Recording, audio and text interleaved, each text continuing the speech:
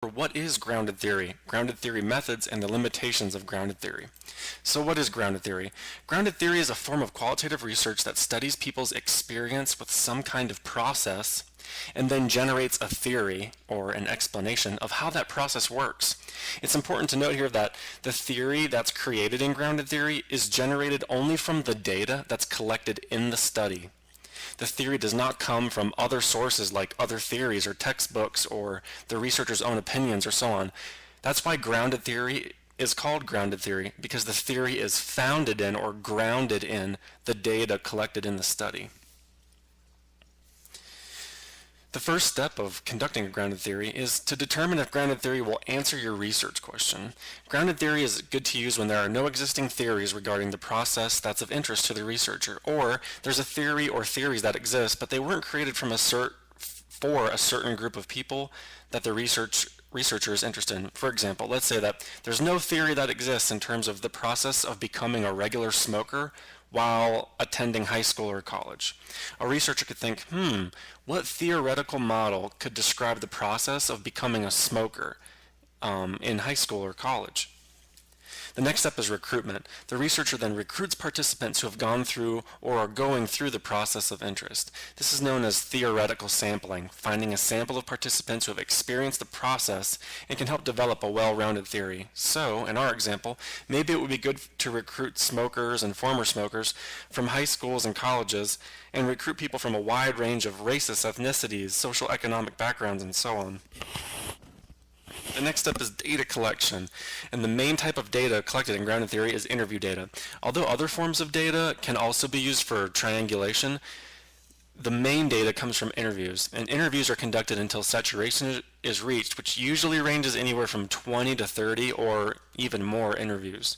Interview questions are open-ended, as always, and are based on the following questions. What was the process? Which is known as the core phenomenon. So you're going to ask questions that address the core phenomenon, the process that you're interested in.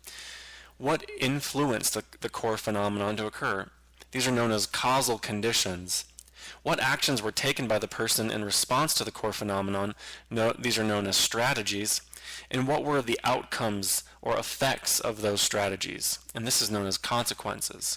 So for our example, a researcher might ask the following questions during the interviews. What was the process you went through to become a regular smoker? What influenced that process to occur? What actions did you take in response to the process of becoming a regular smoker? What outcomes or effects happened as a result of those actions? All of these types of interview questions address the core phenomenon, causal conditions, the strategies, and consequences, all important for creating a good solid theory. The next is data analysis, and there's three stages of analysis: open coding, axial coding, and selective coding. Open coding is the first stage of analysis, and this is when the researcher reads the transcripts and determines different kinds of categories or themes that are found in the data. Think of open coding as having an open mind, being open to what the participants are saying and open to the different types of categories that you're seeing in the data. Coding is when you circle a chunk of text and write down the name of the category you've come up with next to that chunk of text. There, you just coded that data. During open coding, researchers are also conducting constant comparative analysis, which is when researchers constantly compare the data to the categories to see if you're being consistent in how you're coding the data in each category. If a new chunk of data doesn't fit into a particular category, maybe you need to create a new category. During open coding, researchers also conduct memoing, which is when the researchers make memos to themselves throughout open coding regarding how the categories are beginning to explain the process, and how those categories can be formed into a theoretical model. Open coding is finished when you feel that you have compared the data and categories to each other over and over and over, that constant comparative analysis, and you feel like there are no new categories coming from the data.